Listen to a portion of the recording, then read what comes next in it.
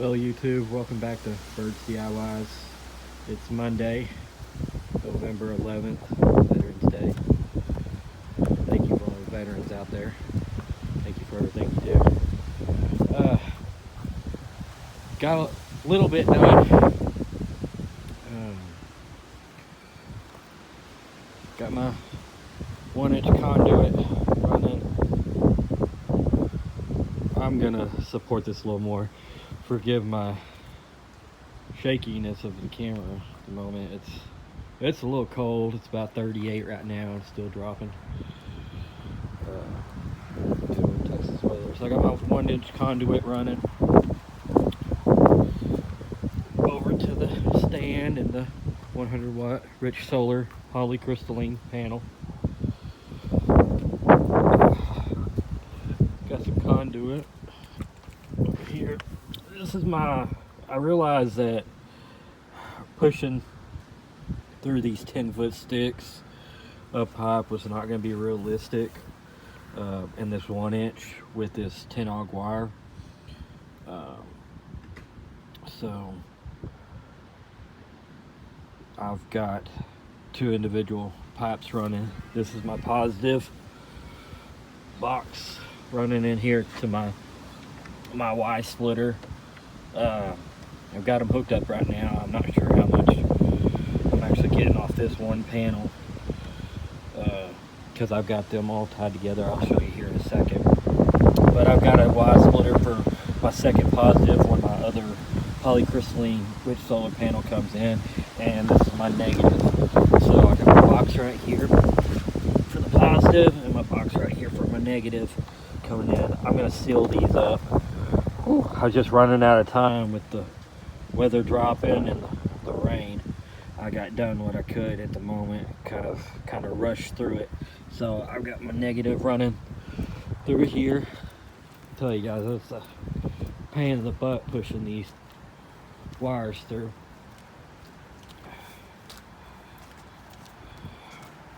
Don't mind the extension cords, and they're just laying there. So I've got the pipes running in right here.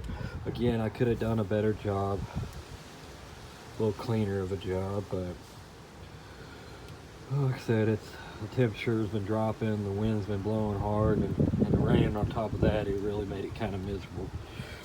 So I've got them running in. This is my positive inlet box, and this is my negative coming in. Like I said, I should have went with 2 or 2.5 inch, even 3-inch pipe. I probably could have pushed both wire runs through there together, but I went with 1-inch, and that's what I was left with. But I don't know, kind of like it. I had some heavy rubber, finally put it over that flap. That bad cut, guys. All right, temporary door here. Forgive the mess. It's cloudy, horrible day. Says we're sitting at 12.8 there. Let's see.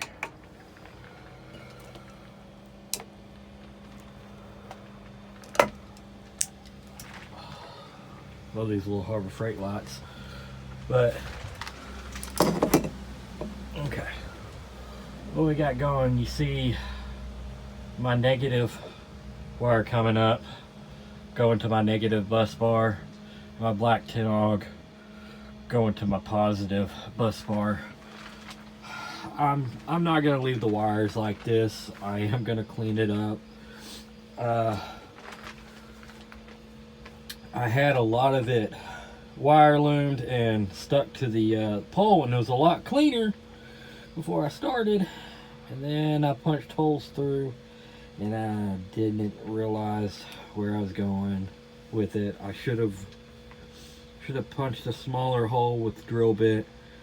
It would have showed me where I was at with my hole, and I didn't, and I actually ripped into two of my negative wires coming off the Harbor Freight panels going up to the negative bus bar, and so I had to fix those. I'll be cleaning everything up. I was just kind of in a hurry to get the panel hooked up. The wires ran. I figured I can clean up the wiring in here later on, but for now it is what it is. It's working. You can hear my little fans blowing on the charge control because I turned my load on to my other Harbor Freight controller so I could have the lights. It's kind of the downside of turning on the load. I really don't want those fans on right now. I've got a simple little toggle switch. Like I said, I still got to clean those up.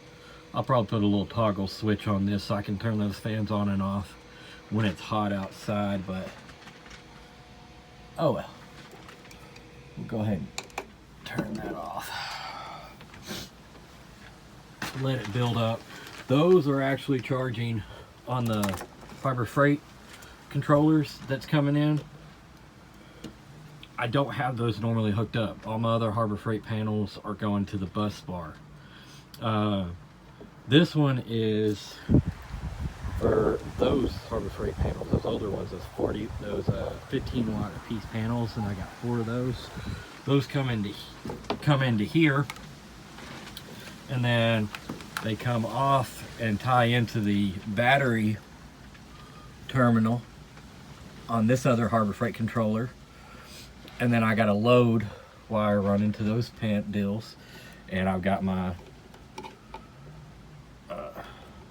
Harbor Freight LED lights out here for lighting.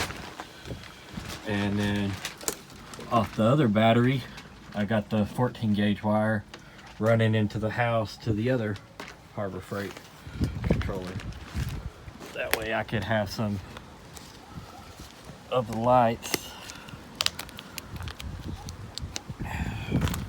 in a power out situation, which we've had here recently, and they become handy. You know, that's my temporary door. I don't like it, but with the time that I've had to do some of my projects, it's been useful for right now. I still didn't get a chance to put my other battery from a video posted yesterday, the other new battery I bought for the battery bank.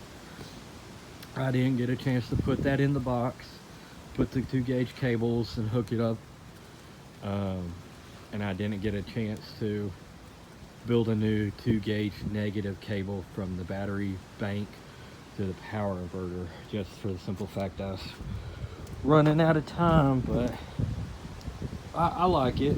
I mean, so far the setup, you know, like I said, it's my negative and this is my positive input for the 10 aux, so it comes in here and then I punch straight into the wall.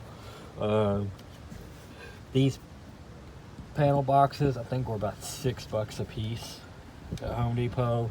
The lids were $2.30. I think it's kind of stupid, it doesn't come with lids, so I had to buy the cover plates separate. So I didn't like, but oh well.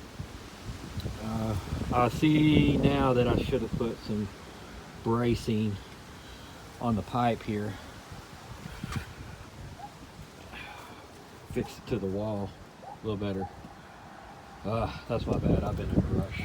But it's running under the porch. Oh, the porch is horribly dirty. The dogs and me. But those are the Harbor Freight panels. Like I said, those should be 15 watts a piece. And the Rich Solar 100 watt polycrystalline panel. So just waiting on the other panel to come in. I can just screw it down and plug it on in, and I'll have 200 extra watts of power rolling in.